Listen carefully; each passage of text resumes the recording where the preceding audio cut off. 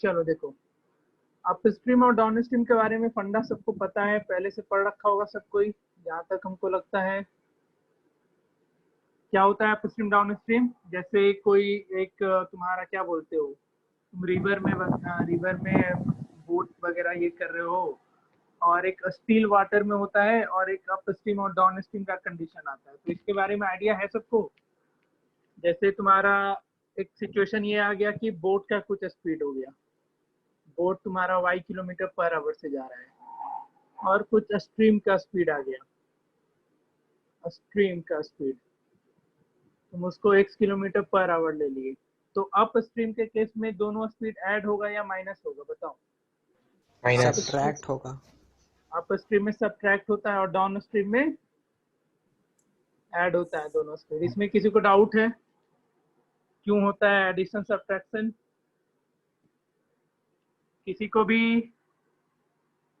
Up stream down stream जान रहा है ना सब कोई? अप स्ट्रीम तुम्हारा होता है in opposite direction of stream. जैसे तुम्हारा रिवर फ्लो कर रहा है इस डायरेक्शन में, और तुम बोट इधर से इधर ला रहे हो, तो तुम्हारा ऑब्वियसली स्पीड क्या होगा, जो रिजल्टेंट स्पीड वगैरह होगा वो कमेगा ही कमेगा। और तुम्हारा वाटर भी फ्लो कर रहा है इसी डायरेक्शन में, और तुम बोटिंग भी इसी डायरेक्शन में करो, तो तेरा स्पीड बढ़ेगा। तो इस वाले सिचुएशन को हम लोग डाउन स्ट्रीम की तरह ट्रीट करते हैं, और इस वाली सिचुएशन को अप स्ट्रीम की तरह ट्रीट करते हैं। तो ये सब याद रखना। तो कभी भी अप स्ट्रीम डाउन स्ट्रीम का क्वेश्चन आएगा तो बोट का स्पीड को वाई, या स्ट्रीम किसी के भी स्पीड को एक्स वाई एज्यूम कर लेना। अप स्ट्रीम के केस में क्या करोगे, दोनों के स्पीड को माइनस, और डाउन स्ट्रीम के केस में दोनों के स्पीड को प्लस करते चले जाना। ठीक है, तो तुम क्वेश्चन एक लिखो। चलो ये खत्म ही करेंगे आज चैप्टर। मैंने बोला था थोड़ा सा आगे का चीज पढ़ाएंगे तो बता देंगे। क्वेश्चन लिखना सब कोई।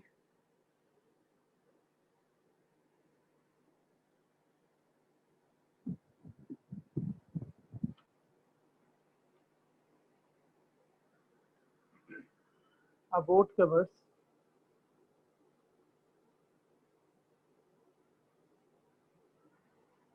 32 kilometer upstream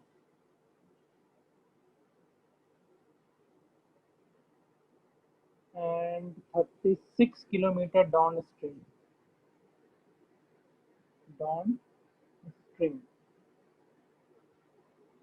In 7 hours. In 7 hours. Also it covers 40 kilometer upstream and 48 kilometer downstream.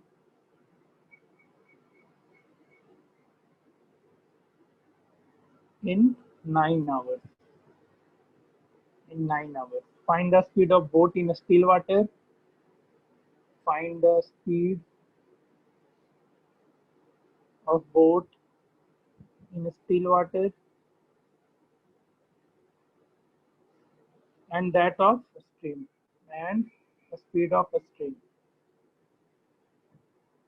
ठीक है, तुमको दोनों निकालना है, स्पीड ऑफ स्ट्रीम भी निकालना है और स्पीड ऑफ बोट निकालना है इन स्टिल वाटर क्या होगा, यानी तुमको 100 वाई निकालते चले जाना है। बनाओ।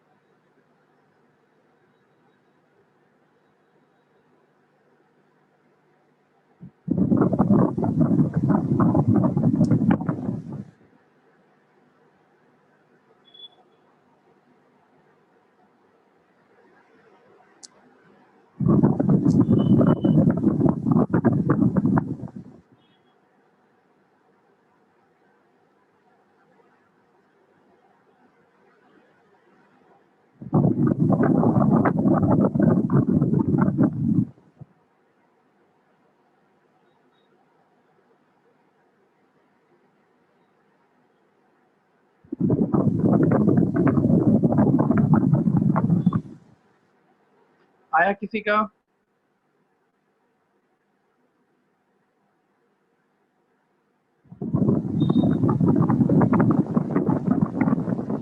Yes sir. कितना कितना? सर 10 और 2। 10 and 2। Yes sir. ओके, हमारा बोट का आ जाएगा 10 kilometre per hour and stream का हो जाएगा 2 किलोमीटर पर आवर। किसी को डाउट होगा तो पूछना।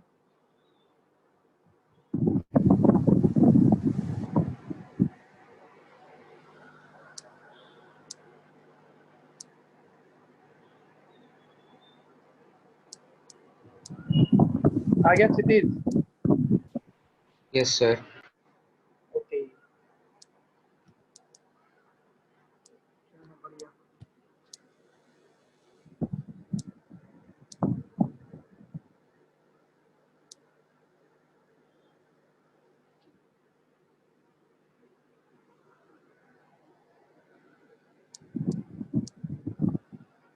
इसके बाद थोड़ा यूनिफॉर्म स्पीड से रिलेटेड क्वेश्चन वगैरह करा देंगे।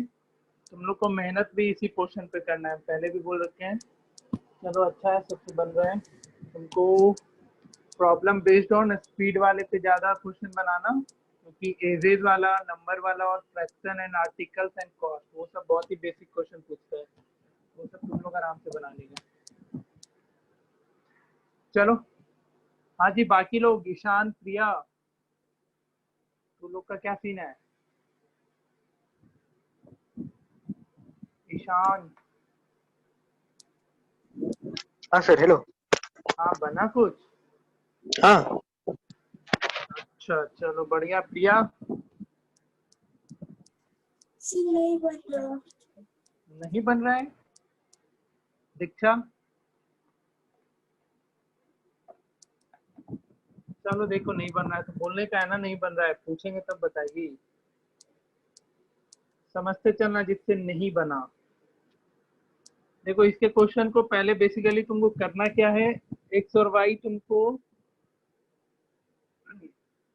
ये क्या बोलते हैं, एक तो तुमको स्ट्रीम का स्पीड एज्यूम कर लेना होगा कुछ, और दूसरा तुम्हें इसका बोट का स्पीड कुछ एज्यूम करना है जब तुम्हारा बोट स्टिल वाटर में है। ठीक है, समझ रहे हो? तो इसको कैसे बनेगा, let the speed of boat in still water x kilometre per our ले लो। ठीक है, एंड स्ट्रीम का and the speed of stream, speed of stream को क्या एज्यूम कर लो, y किलोमीटर पर आवर। ठीक है, तो अब देखो, जो स्पीड अप स्ट्रीम में क्या हो जाएगा, अप स्ट्रीम में केस में दोनों स्पीड तुम माइनस करोगे, x minus y kilometre per hour, and down stream के केस में x plus y kilometre per hour. अब देखना अकॉर्डिंग टू क्वेश्चन, क्या क्या क्वेश्चन में बोला है, बस उसी को ये करते चले जाओ। इसमें क्या फिक्स किया है तुम्हारा, एक में 7 आवर लग रहा है और एक में 9 आवर लग रहा है, तो दोनों को टाइम के टर्म में ले आओ। तो देखना, a boat cover 32 kilometre up stream, तो इसमें टाइम कितना लगेगा, time taken to cover 32 kilometre up stream, कितना टाइम लगेगा? स्पीड टाइम क्या हो जाता है, कितना होगा, distance by speed. Distance by speed, और डिस्टेंस तुम्हारा 32 है, एंड स्पीड अप स्ट्रीम के केस में कितना हो जाएगा, x माइनस वाई आवर्स। उसी तरीके से टाइम टेकन टू कवर, देखो इसमें हम डिस्टेंस को नहीं अज्यूम किया, कि इसमें दोनों के केस में डिस्टेंस तुम्हारा डिफरेंट है, एक में 32 किलोमीटर, एक में 36 किलोमीटर है। तो ऐसा तुमको क्वेश्चन को पढ़ करके दिमाग लगाना होगा कि हम इक्वेशन किस फॉर्म में रखें।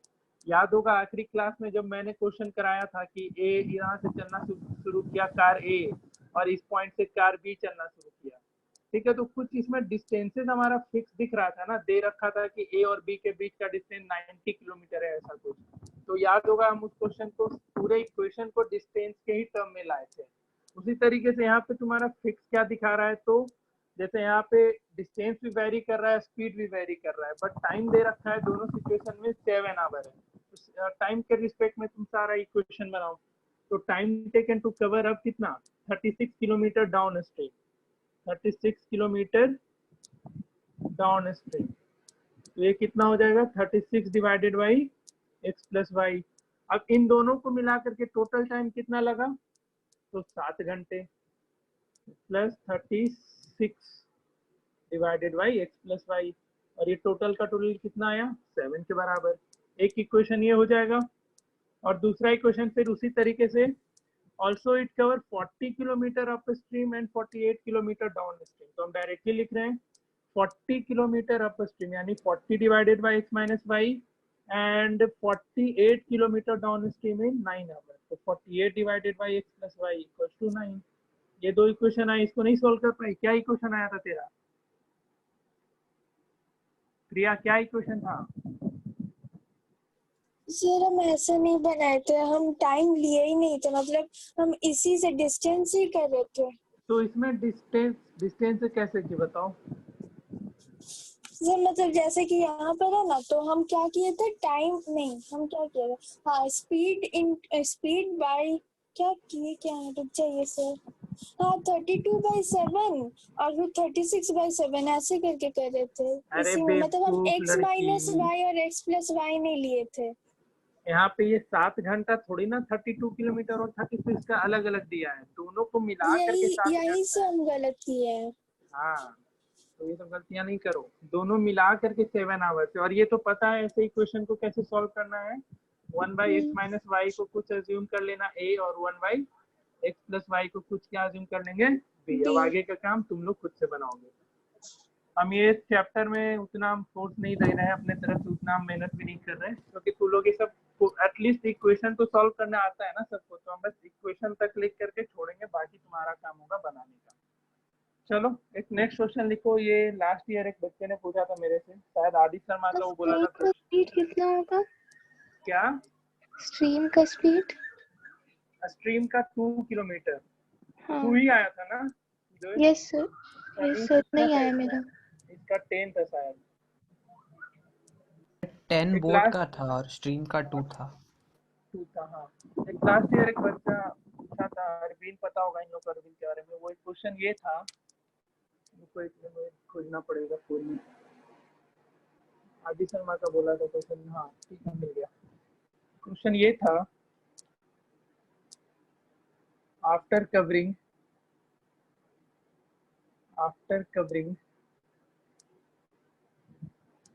a distance of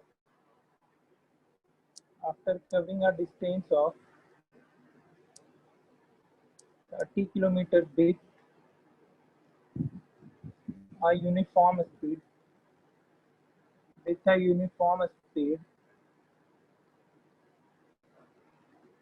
there is some defect in a train engine। Question लिखते चलना तुम लोग भी। एंड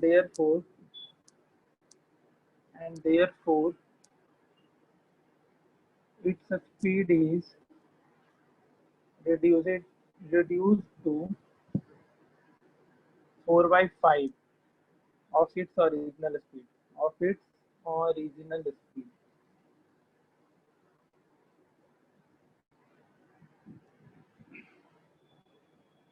as इसका as a result train reaches its destination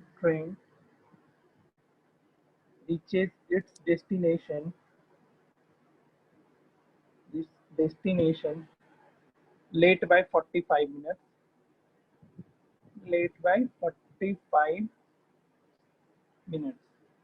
ठीक है। फिर इसमें क्या है, एक मिनट, क्या है भाई,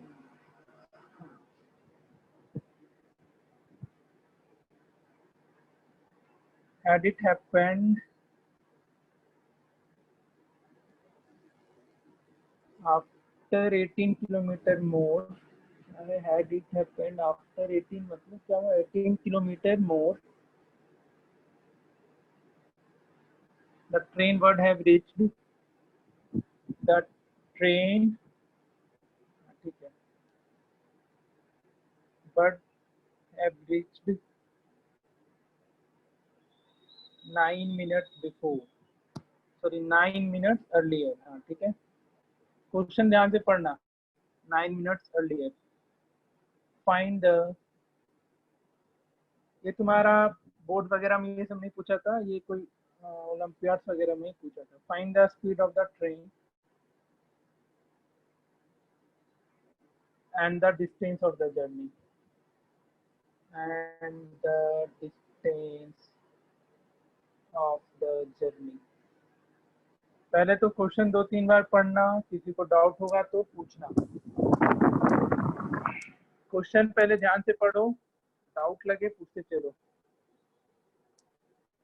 कुछ बोलना है क्या क्षितिज? नहीं सर।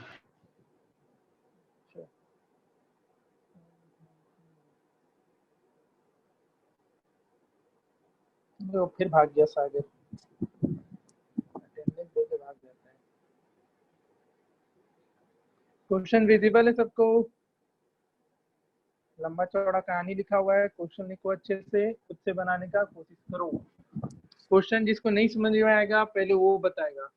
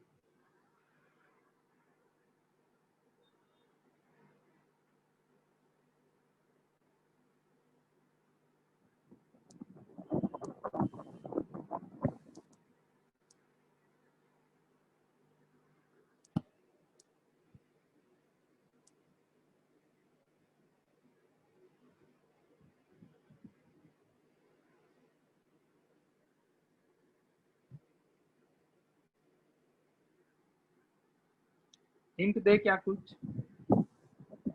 नो सर, पहले ट्राई कर लेने दीजिए। ओके ओके, ट्राई करो।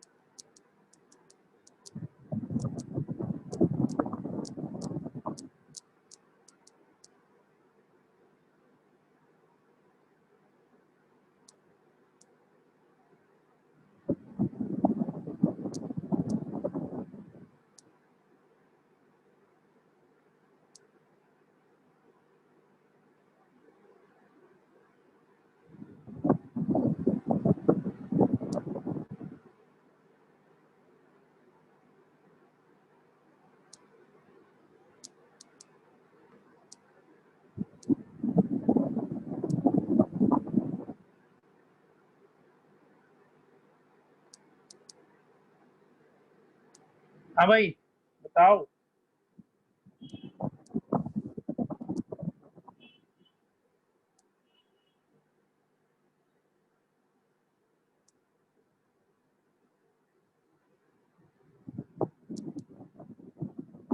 हेलो, बना किसी से?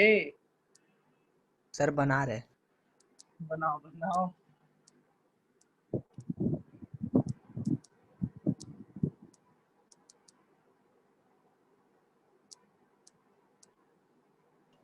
सर स्पीड 5/2 है। स्पीड कितना? 5/2। 5/2? इतना धीरे कौन ट्रेन चलने लगा है आज? नहीं, गलत है।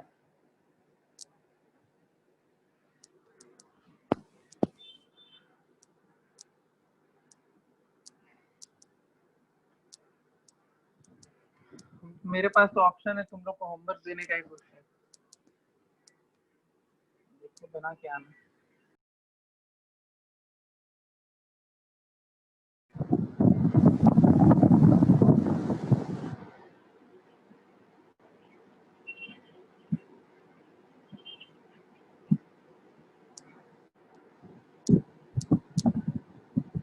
एक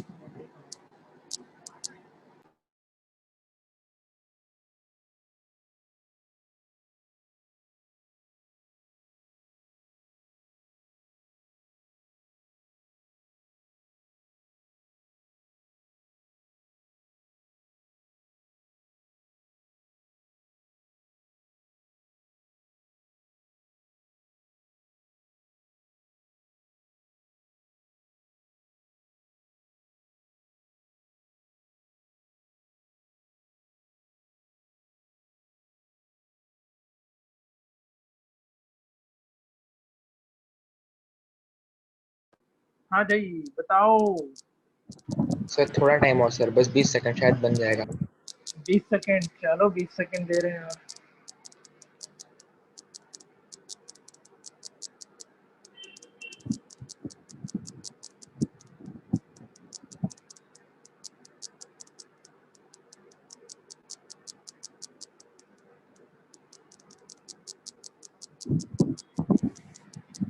मिस्टर सागर सिंह, तुम्हारा क्या सिचुएशन है?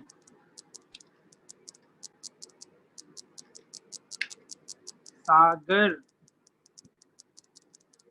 हाँ सर, बनेगा? बन रहा है, थोड़ा सब्र कीजिए, मतलब कि थोड़ा रुक जाइए, बना रहे। हम तो सबर कर ही रहे हैं।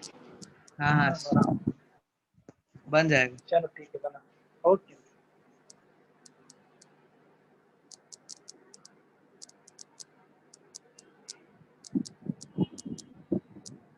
सुजोय, क्या हाल चाल? सर एक ही इक्वेशन निकल पाया जिसमें कि 2 वेरिएबल है, फिर आगे का नहीं समझ। अच्छा, कोई बात नहीं। सर 2 मिनट सर, वो गलत ले लिए थे। अरे भाई, हम होल्ड किए हुए, तुम बनाओ तो। क्वेश्चन ये अच्छा है इसलिए मैंने दिया है।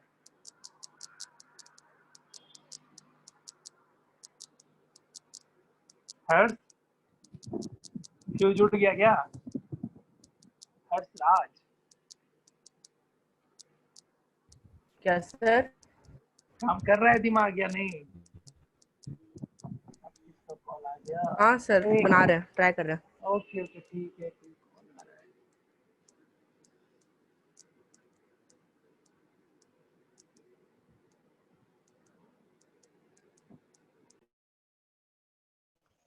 नहीं बन रहा है सर।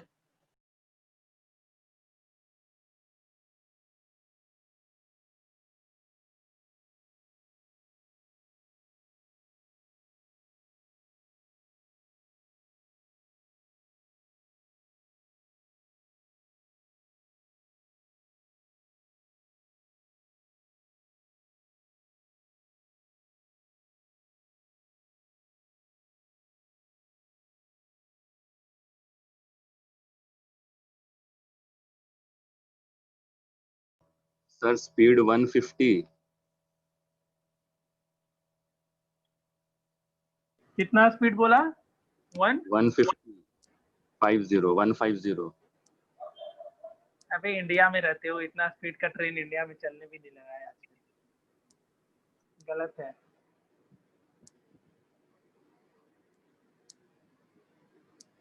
चलो कोई नहीं, इतना टाइम दिए, एक दिन और टाइम ले लो तुम लोग, राइट योरसेल्फ।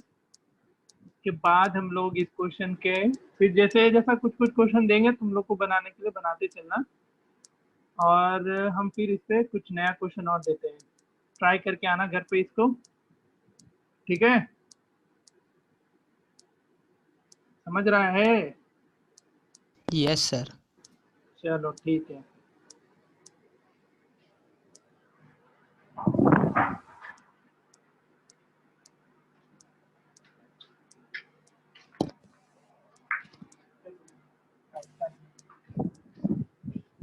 चलो कोशिश करना इस क्वेश्चन को। नेक्स्ट क्वेश्चन दे रहे हैं, इसका आंसर हम लिख दे रहे हैं, बना के लाना। ओरिजिनल स्पीड है ट्रेन का 30 kilometre per hour and journey distance है 120 किलोमीटर। कितना है? 120 kilometre.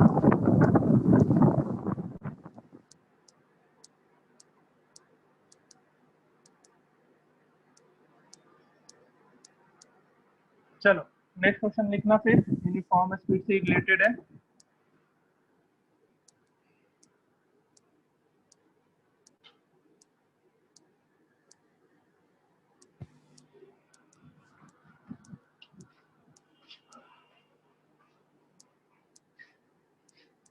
A train covers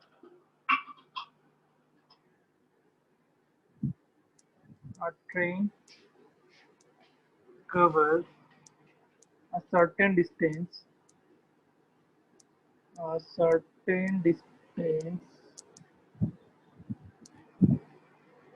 at a uniform speed at a uniform speed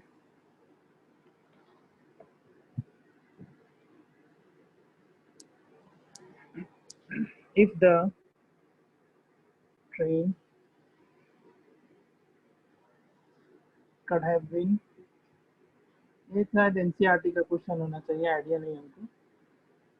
could have been 10 kilometer per hour faster, it would have taken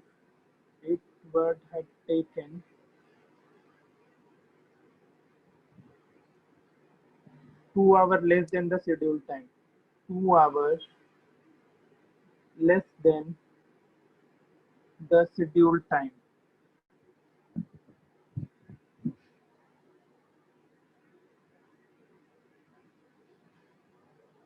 And if, ये बन जाना चाहिए सबसे, and if the train were slower by, if the train were slower by 10 kilometre per our, दोनों situation में 10 kilometre per our ही है, it would have taken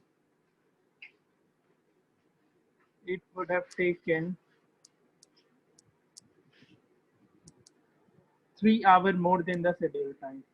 3 hours more than the scheduled time.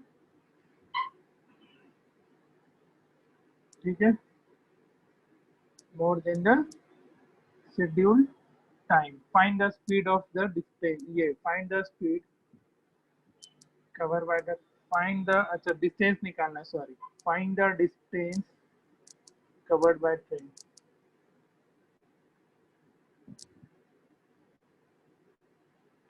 बनाओ।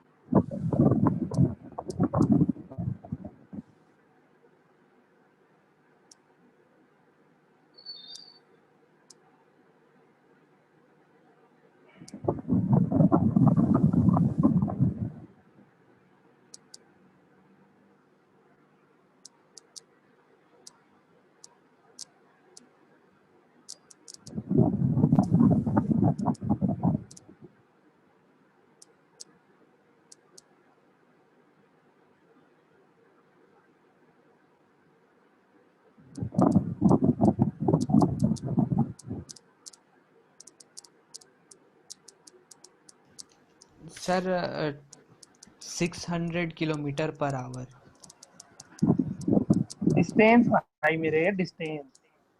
हाँ 600 किलोमीटर। 600 किलोमीटर, ठीक है। 600 kilometre.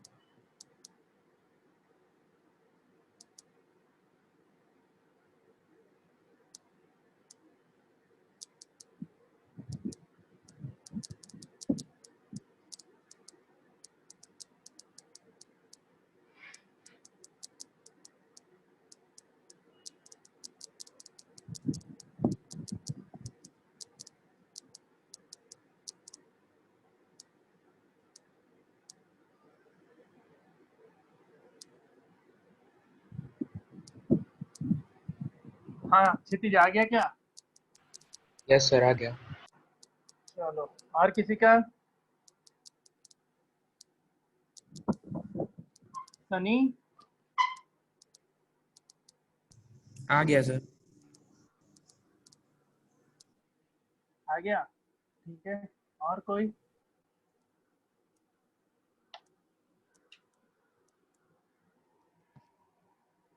दीक्षा, सागर, बनाना तो तुम ही लोग के हो भाई। ईशान, ईशान हाँ सर। आया क्या? Yes sir. हाँ प्रेजेंट कर लिया। चलो फिर हेलो। सबसे आई। हाँ हाँ बोलो, आ गया। हाँ सर। हाँ इधर आ गया सागर सिंह, एक तू ही बच रहा है, बाकी सब लोग ने प्रेजेंट कर लिया है। सागर हाँ सर। आ गया। हाँ सर आ गया। इनका दो प्रेजेंट कर ले यार, नीचे बैठा रहता है। चलो तो ये तुम्हारा यही सब कुछ क्वेश्चन था जो तुम्हारा डिस्टेंस से रिलेटेड है। मैंने हर एक तरीके का क्वेश्चन करा दिया। इसमें कैसा कैसा क्वेश्चन तूने देखा? तो एक तो सबसे पहला जो क्वेश्चन कराए थे कि पॉइंट ए और पॉइंट बी कुछ फिक्स डिस्टेंस है, ए से कोई कार चलना शुरू किया, बी से चलना शुरू किया, ये वाला पोर्शन तूने कवर कर लिया। फिर आज मैंने up stream and down stream का केस भी करा दिया, उस पर ध्यान देना। और एक ये तीसरा तुम्हारा यूनिफॉर्म स्पीड से रिलेटेड क्वेश्चन था, वो भी तू लोग ने खुद से बना ही लिया। ये क्वेश्चन तुम्हारा होमवर्क रहेगा, करके आना इसको। किसी से नहीं बना था ना ये? किसी से भी? हाँ, तो किसी से नहीं बना इसलिए हम इसको होमवर्क दे रहे हैं। एक बार ट्राई करना, थोड़ा अच्छा क्वेश्चन था ये, और फिर बना करके आना। अब लास्ट हम लोग इसमें लास्ट सेक्शन एक बच गया है तुम्हारा मिसलेनियस वाला, और ज्योमेट्रिकल सेक्शन है उसका क्वेश्चन बनाते रहना खुद से। बेस्ड ऑन ज्योमेट्रिकल सेक्शन उसमें कोई दिक्कत नहीं आएगा, जैसे क्वेश्चन हम तुम लोग को दिखा रहे हैं तुम लोग खुद से भी बना सकता है ये सब। तुम्हारे पास बेस्ड ऑन ज्योमेट्रिकल, ये क्या है, सर्कल का है ये।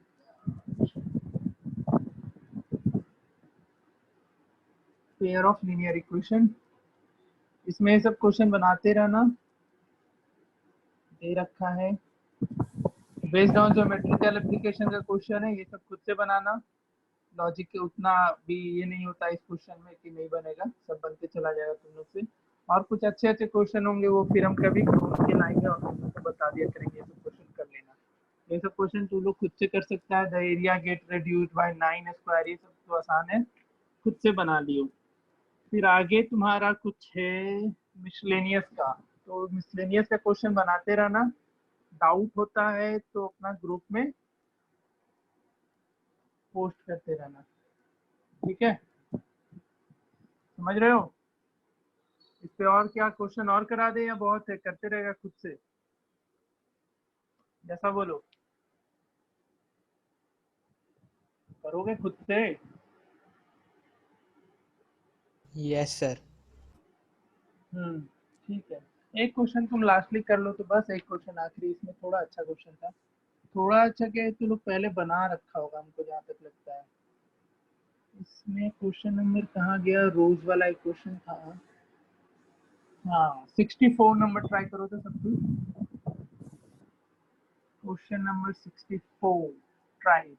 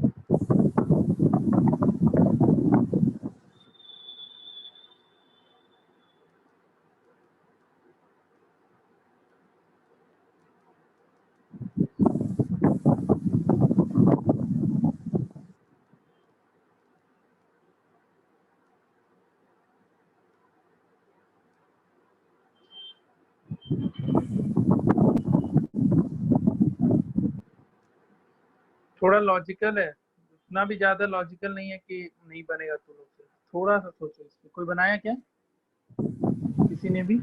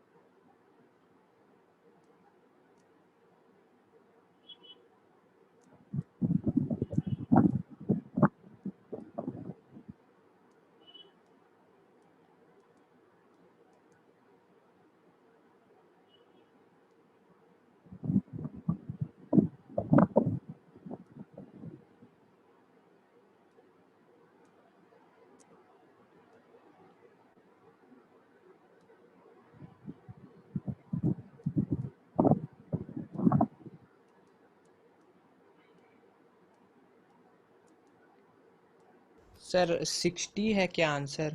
कितना? 60? देख लेते हैं ना। 64 नंबर क्वेश्चन। हाँ 60 है। क्या सोचा, कैसे बनाया बताओ? सर वही कि मान लिए नंबर ऑफ स्टूडेंट्स को x, नंबर ऑफ स्टूडेंट्स नहीं, number of students in each row को x मान लिए और नंबर ऑफ रोज को y मान लिए। फिर उसी तरह इक्वेशन बन गया x plus 1 times y minus 2 is equal to x y, और ठीक है। दूसरा बना x minus 1 times y plus 3 is equal to x y. तो दोनों को कंपेयर किए, फिर दो इक्वेशन आ गया, सॉल्व करने पर 5 और 12 आया, मल्टीप्लाई कर दिए तो 60 आ गया। 60 आ गया, ठीक है। और कोई बताओ, कुछ सोच पाया क्या कोई? सर मेरा भी वैसे ही आया। वैसे ही बनेगा ये। और बाकी लोग? हाँ ठीक है, 60 आंसर आना चाहिए। किसी से बना रिस्पॉन्स? नहीं बना हाँ किसी सर, से? इसमें ज्यादा कुछ थोड़ी करना था। जैसे तुम बचपन में तू लोग जनरल लाइफ में देखता ही होगा कि नंबर ऑफ स्टूडेंट एक रो में 10 है। हाँ सर, बन गया। बन गया ना? और टोटल नंबर, ये नंबर ऑफ स्टूडेंट 10 है हर एक रो में, और टोटल नंबर ऑफ रो 5 है, तो कितना स्टूडेंट बोलेगा? तो स्टूडेंट का नंबर इन मल्टीप्लाइड बाय क्या, नंबर ऑफ रोज, 10 into 5। उसी तरीके से इसमें नंबर ऑफ रोज को x ले लो और स्टूडेंट को y ले लो, तो उस केस में नंबर ऑफ स्टूडेंट कितना रहेगा, xy रहेगा। अब बोला कि एक एक्स्ट्रा आ गया रो में, if one student is extra in a row there would be 2 rows less। ठीक है, तो नंबर ऑफ स्टूडेंट मैंने x लिया था और रोज को y लिया था, तो एक रो में तुम क्या करेगा, x प्लस 1 इंटू क्या हो जाएगा, y माइनस 2, और ये कितने के बराबर आएगा, xy के ही बराबर आएगा, क्योंकि नंबर ऑफ स्टूडेंट तो नहीं बढ़ा है ना ही कम हुआ है। फिर उसे ही दूसरा equation, if one student is less in a row there but with 3 new more, तो x माइनस 1 तो y प्लस 3, ये भी किसके बराबर हो जाएगा, x इंटू y के बराबर। वैसे इन दोनों को सॉल्व कर लेना था। बन गया तो सबसे बन गया था ना? तो मिसलेनियस क्वेश्चन खुद से ट्राई करते रहना, ऐसा ही क्वेश्चन और भी दे रखा है इसमें बहुत सारा, बनाते रहो। अब इसमें ये नहीं बोल देना कि सर पढ़ाए लेकिन हमसे बर्ड प्रॉब्लम नहीं बन रहा है। सर बर्ड प्रॉब्लम में कुछ नहीं कर सकते हैं। मेरा काम है कुछ अच्छे क्वेश्चन रहेगा, हम वो तुमको दे देंगे, वो तुम बनाते रहो खुद से। अब जैसे क्वेश्चन कुछ भी पूछ दिया और तुमको समझ में नहीं आएगा क्वेश्चन कहना क्या चाह रहा है, तो चाह के भी हम कितना भी पढ़ा लें तो क्वेश्चन नहीं बनेगा। तो मेरा काम था बस डायरेक्शन देना कि ऐसा ऐसा क्वेश्चन दे सकता है तुमको, बनाते रहना, और बाकी तुम लोग के ऊपर डिपेंड करता है जितना अलग अलग तरीके का क्वेश्चन बनाओ।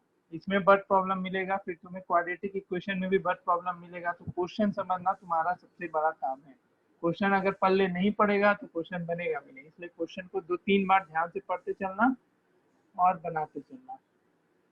ये सब क्वेश्चन था। एक क्वेश्चन इसमें और था डिस्टेंस वाला में, वो क्वेश्चन नंबर कौन सा था मुझे देखने दो, वो भी बना ही लेना।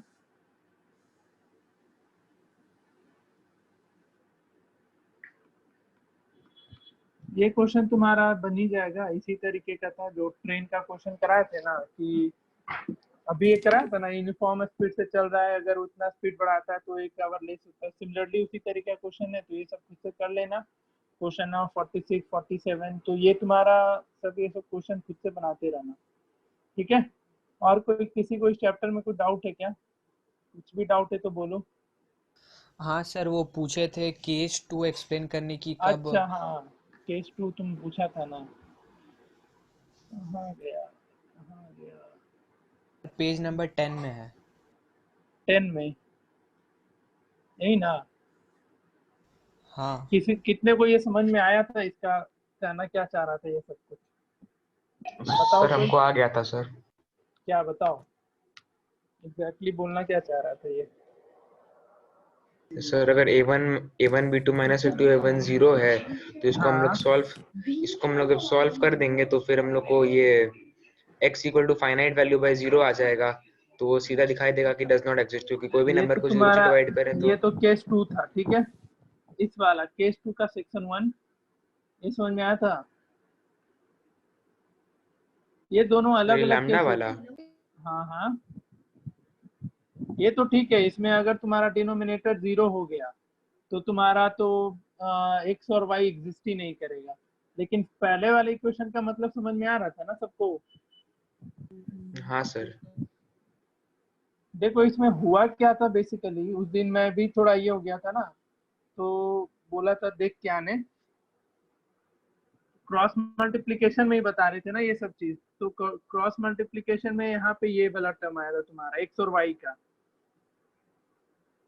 तो इसमें मैंने 2 सिचुएशन बोला था मानने को, अगर ये तुम्हारा नॉट इक्वल टू 0 है, ये दोनों का दोनों, तो कोई एक ही इक्वेशन, कोई एक ही सॉल्यूशन तुम्हारे लिए इसमें पॉसिबल होगा। तो केस 1 वही है कि if a1 b2 minus a2 bn is not equal to 0 then x and y have some finite value with unique solution for the system of equation।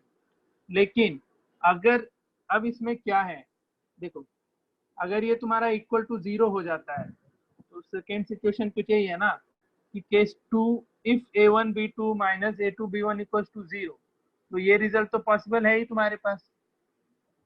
तो बस उसने क्वेश्चन में कुछ किया नहीं है, जो तुम पढ़ा होगा ये चैप्टर के स्टार्टिंग में ही, कि आइदर एक सिचुएशन तो ये निकल के आता है और एक सिचुएशन क्या आता है, a1 a2 is equal to b1 by b2 is not equal to c1 by c2। बस इसने इसी का कुछ यूज किया है कि देखो इन तीनों, अगर ये तीनों आपस में इक्वल है तो इसका कोई फाइनाइट वैल्यू कुछ ना कुछ तो निकल के आया ही होगा।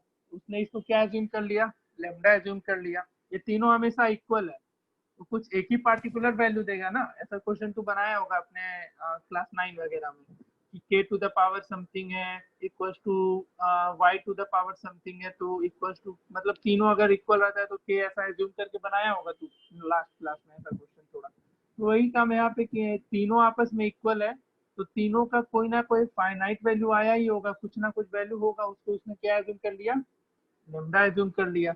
अब जब लेमडा एज्यूम कर लिया तो यहाँ से a1 निकाला a2 लेमडा, b1 निकाला b2 लेमडा एंड c1 क्या निकल के आ गया, c2 लेमडा निकला। मतलब बेसिकली इसका कहने का मतलब ये था कि ये पूरा का पूरा क्वेश्चन, ये जो इक्वेशन आया तुम्हारा और यहाँ पे जो आया,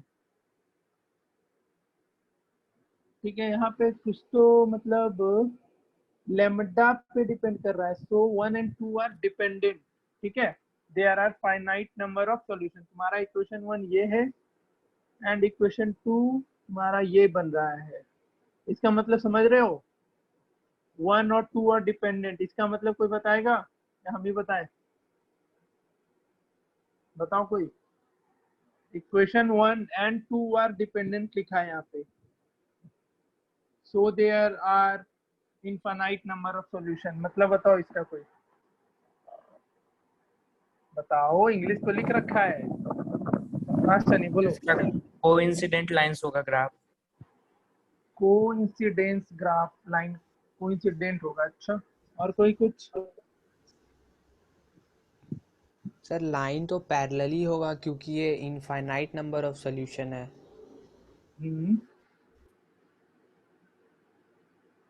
ऐसा कुछ हो सकता है कि इक्वेशन 1 को कुछ कांस्टेंट से मल्टीप्लाई किए फिर इक्वेशन 2 आया। हो सकता है, वो भी पॉसिबल है। और कोई कुछ बताओ। डिपेंडेंट का तो यही होता है कि इसका मतलब एक का x का जो रहेगा वो दूसरे के लिए भी वो वही दूसरे सॉल्यूशन। के वाई पे डिपेंड करेगा। जो क्वेश्चन बनाया होगा ऐसा बहुत सारा, कि जैसे तुम्हारे पास तो लास्ट ये क्लास 9 में ही तो पढ़े थे ना, linear equation in one variable में, कि x plus y equal to अगर समथिंग है तो ये डिपेंडेंट है कि नहीं है। x का कुछ वैल्यू होगा तो y हमेशा चेंज करेगा।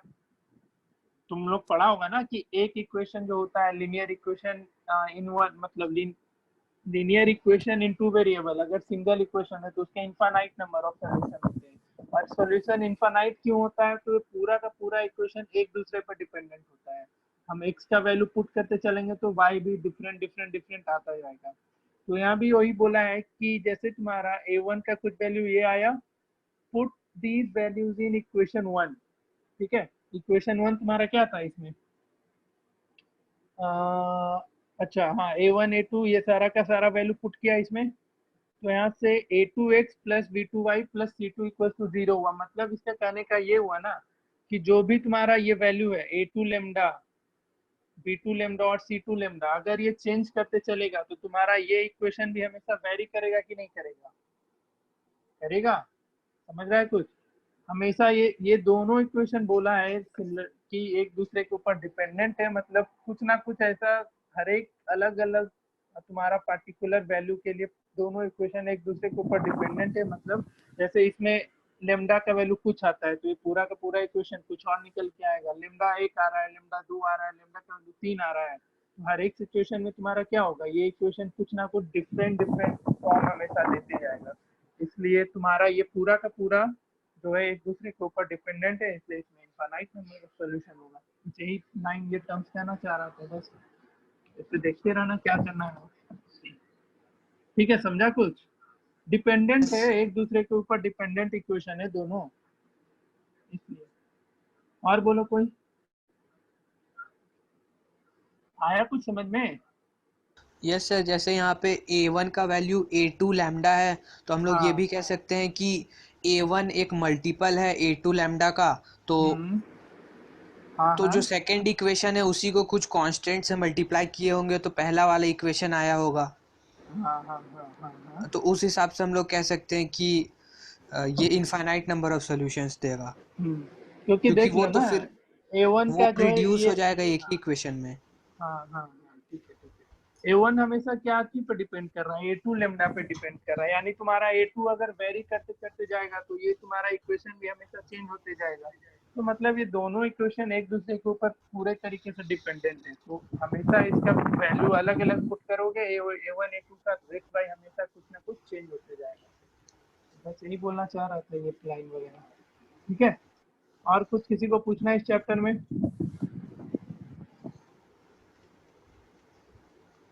किसी को पूछना है कुछ तो बताओ, नहीं है तो फिर ये चैप्टर आज खत्म ही करेंगे। इस चैप्टर का क्वेश्चन अपने से बनाते रहो, बहुत सारे वर्ड प्रॉब्लम में करते चलना, तो लोग जो भी डाउट होगा पूछते चलना। एक एज वाला क्वेश्चन तो लोग नहीं बनाया था, किसी से नहीं बना था वो।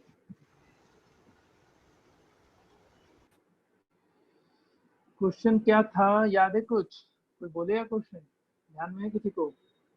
अच्छा, देख लेते हैं, मेरे पास होना चाहिए क्वेश्चन। पहले ये बताओ, इस चैप्टर में और कोई डाउट है किसी को तो पूछ लो। इस चैप्टर में कुछ भी डाउट है तो एक बार क्लियर करो, नहीं तो हम वो क्वेश्चन पे मूव कर रहे हैं।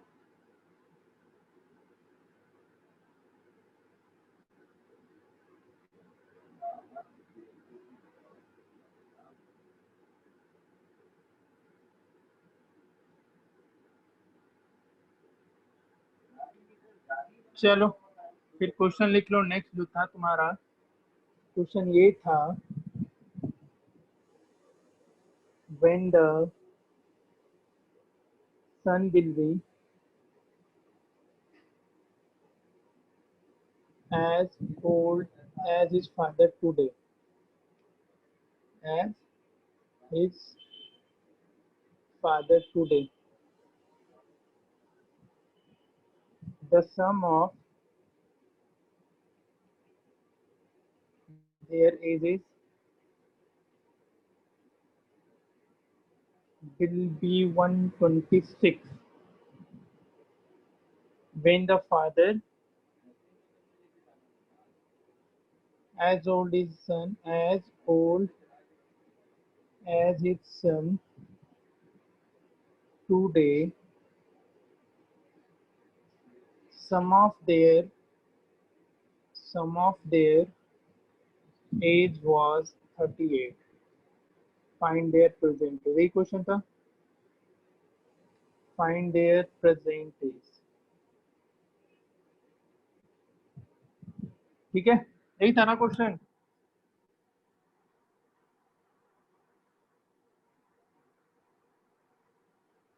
बस इसमें बनाते चलो यार, इसमें क्या दिक्कत आ गया।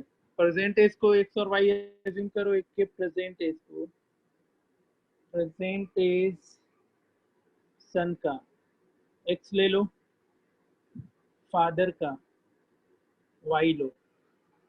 पहले लाइन का मतलब कोई बताओ, क्वेश्चन ही नहीं समझ में आया तो बनेगा कैसे? When the son will be as old as his father today, मतलब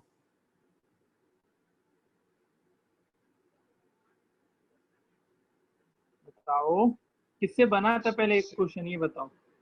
सनी बन गया था ना तेरे से? हाँ सर। अच्छा, तू ही बता इसका मतलब फिर। हमसे भी सन बन गया जब सर। एज इक्वल हो जाएगा, मतलब सन उतना ईयर्स आगे चला जाएगा जितना अभी फादर है, सन में ऐड हो जाएगा दोनों का डिफरेंस y माइनस एक्स। अच्छा, देखो इसको, हाँ ठीक है। थ्री क्या वाई माइनस एक्स 126 हो जाएगा। पहला इक्वेशन तुम्हारा 3y minus x equal to 126 आएगा। और क्यों आएगा तो देखो, एक when the son will be as old as his father today, मतलब ये समझना था। जैसे एक एग्जांपल हम तुमको बता रहे हैं, इस एग्जांपल से समझना कि जैसे तुम्हारा कोई सन है, उसका एज अभी 20 है, या चलो 5 ले लो, या चलो 20 लेते हैं, ठीक है। सन का एज कितना है 20 है, एंड जो फादर है उसका तुम 50 ले लो, ठीक है। समझ रहा है कुछ? जो सन का एज 20 है अभी के टाइम में, और फादर का एज कितना है उसका 50 है, तो सन को, जो सन है उसको इस 50 ईयर पहुंचने में कितना टाइम लगेगा? कितना टाइम लगेगा? 30 साल। 50 माइनस 20, 30 ईयर लगेगा ना। तो क्वेश्चन कुछ यही था कि when the son will be as old as his father today. जैसे फादर का एज अभी कुछ है 85, मैंने अज्यूम किया ना फादर का एज 50 है, तो सन को इस एज पहुंचने में कितना टाइम लगेगा? तो फादर के एज में से अपना एज माइनस करेगा। तो क्वेश्चन ये कह रहा था यहाँ पे, इस लाइन का मतलब ही ये था। समझ रहा है कोई या नहीं समझे कुछ भी? बताओ। यस सर, समझ आ रहा है। समझ में आया? तो यहीं से तुमको एक इक्वेशन बनाना था। तो देखो, प्रेजेंट एज अगर हम सन का एक्स ले लें और फादर का वाई ले लें, प्रेजेंट एज की बात कर रहे हैं मतलब, ठीक है। लेकिन क्वेश्चन के अकॉर्डिंग अब जो फादर का न्यू एज क्या हो जाएगा? देखो, फादर्स न्यू एज एंड तुम्हारा सन का न्यू एज, इन दोनों का ही सम दे रखा है 126। कितना दिया है? 126 दिया है। तो क्या होगा सन फादर का न्यू एज? तो फादर का प्रेजेंट एज एक्स है। देखो ये यहाँ पे पूरे क्वेश्चन को ना तुम्हारा डिपेंड करा दिया है सन के एज पे। किसके एज पे? सन का एज पे, वो भी कब? मतलब यहाँ पे जैसे ये जैसे 30 साल के बाद की बात कर रहे हैं, ठीक है। उसी तरीके से पूरा का पूरा क्वेश्चन डिपेंड कर रहा है तुम्हारे सन के एज पे। वो कब का? प्रेजेंट एज नहीं, सन का प्रेजेंट एज नहीं, सन जो अभी कुछ ईयर है और फादर का जितना ईयर अभी है, ठीक है। तो सन इस ईयर पहुंचने में कितना टाइम लगाएगा उस टाइम पर डिपेंड कर रहा है। जैसे ये क्वेश्चन से फिर से समझना, जैसे सन का एज यहाँ पे 20 था और फादर का एज 50 था, तो ये पूरा का पूरा क्वेश्चन तुम्हारा इस 30 ईयर पर डिपेंड कर रहा है, ठीक है। कि जो सन को फादर के एज पहुंचने में कितना ईयर लगेगा? तो 30 ईयर लगेगा। समझ रहे हो? तो उसी तरीके से फादर का न्यू एज क्या हो जाएगा? तो फादर का प्रेजेंट एज तुमने वाई माना, तो अभी जो ये 30 साल लगा सन को वहां तक पहुंचने में, तो वाई प्लस क्या होगा? वाई माइनस एक्स होगा। उसी तरीके से सन का न्यू एज क्या होगा? X plus y minus x equal to 126। ये लॉजिकल थोड़ा यहाँ पे तुम लोग को सोचना है। ये बताओ, मुझे पता है नहीं समझ में आया होगा, कितने को नहीं आया वो बताओ। नहीं आया कितने को वो बताओ। क्वेश्चन समझ में आया या नहीं? चलिए ये बताओ। हेलो, यस सर, समझ आ गया समझ में? यस प्रिया, प्रिया हर, हेलो सर। हाँ सर आंसर क्या है? 52 और 30। तो सनी ही बताएगा। 52 और 30 कितना था सनी? 52 और 30 ही था शायद। हाँ सर। नहीं यही सर, 52 and 30। 52। यस।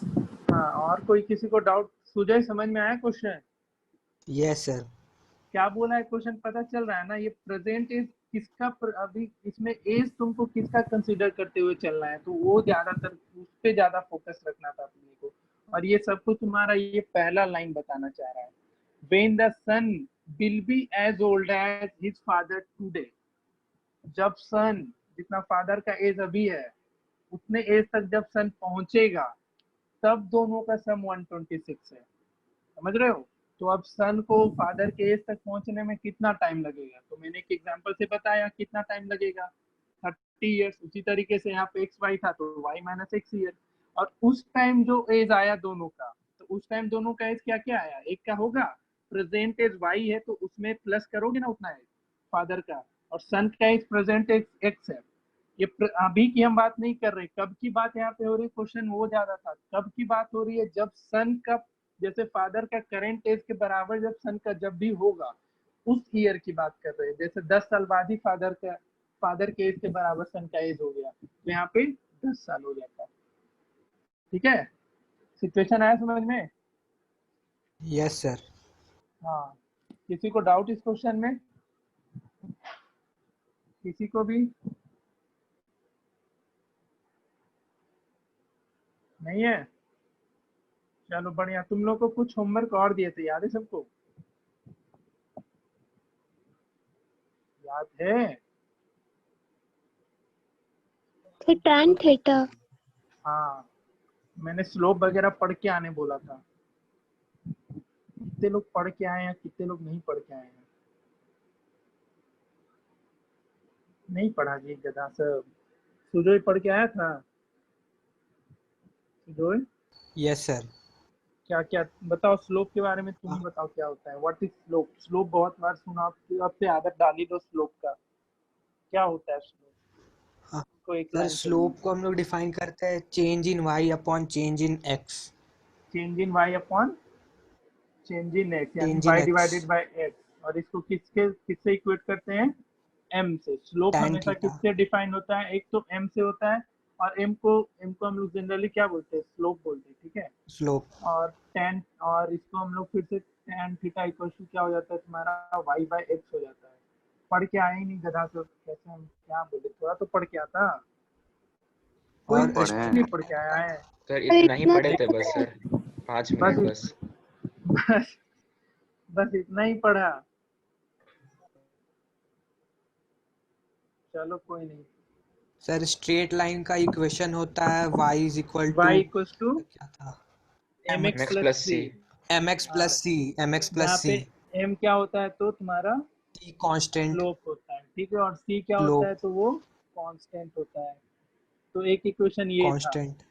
ठीक है। एक देख लो, 3 इक्वेशन तुम लोग को बस बता दे रहे हैं, इसको हम ब्रीफली सिखाएंगे आगे चल के। तो और जैसे तुमने तुम लोग को पता है ना कि एक स्ट्रेट लाइन को कार्टेशियन प्लेन पे प्लॉट करने के लिए मैक्सिमम कितने पॉइंट्स की जरूरत होगी? एक स्ट्रेट लाइन को ग्राफ पेपर पे प्लॉट कर रहे हो तो मैक्सिमम कितना कोऑर्डिनेट पॉइंट पता होना चाहिए? Sir minimum 2 point.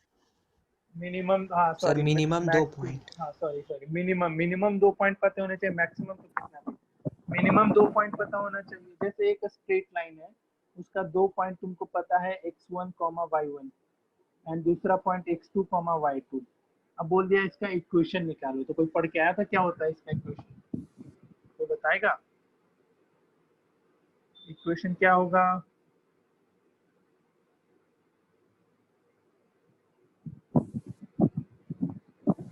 नहीं पता? नहीं पता है? सर x2 माइनस x1 ऐसे कुछ होगा ना? x2 बोलो बोलो। माइनस x1 और एक चीज और y2 ध्यान रखना, माइनस y। स्लोप को तुम ऐसे भी डिफाइन कर सकते हो, y2 minus y1 divided by x2 minus x1, ठीक है। तो ये सब चलो कभी तुमको एक फ्रेश क्लास में ही हम, तुम्हारा जो भी अगला क्लास होगा ना, हम प्रॉपर आधे घंटे का सेशन इस पे रखेंगे, ठीक है। जिसमें स्लोप और लाइन वगैरह का इक्वेशन हर कुछ अच्छे से तुम लोग को डील कर लेंगे। तुम लोग बस एक चीज देख के आना, जो चेंजेस क्या होता है। जैसे अभी मैंने बोला ना स्लोप क्या होता है, तो change in y divided by change in x। तो ये सब टर्म एक बार देख के आओगे। जैसे ग्राफ पेपर है, ठीक है, इसमें से सब कुछ अपना ग्राफ पेपर के अकॉर्डिंग समझ के आना अच्छे से, ताकि क्वेश्चन इसका जो भी हम थ्योरी बताए वो कंसेप्ट आराम से तुम लोग सीखो। क्योंकि दिखता है बहुत लोग को इन सब चीज में अभी भी दिक्कत होता है। तो एक सब चीज तुम्हारा काम रहेगा फिर से पढ़ के आना। लास्टली फिर से बोल रहे हैं क्योंकि बहुत लोग नहीं पढ़ के आए हैं स्लोप वगैरह के बारे में। थीटा, इसमें एक चीज होता है tan थीटा भी आता है, जो कि तुम्हारा y बाई एक्स होता है, लेकिन कैसे निकलता है tan थीटा, ये सब चीज नहीं देख के आएगा तो कैसे बता पाएंगे। तो एक काम करना, देख के आना, क्योंकि देख के आओगे तो ज्यादा चीज इजिली तुम लोग गैदर कर पाओगे सारे इन्फॉर्मेशन को। बस हम आधे घंटा का इस पे रखेंगे सेशन, और फिर हम लोग नेक्स्ट चैप्टर पे मूव करेंगे। वो तुम लोग बताओ कौन सा चैप्टर शुरू किया जाए अब? Sir similarity. ये लोग पढ़ रखा है यहाँ तो बच्चा लोग। ओहो, क्या करें। अब तो तुम लोग को कुछ पढ़ने का बचा ही नहीं जी। सिमिलैरिटी तुमको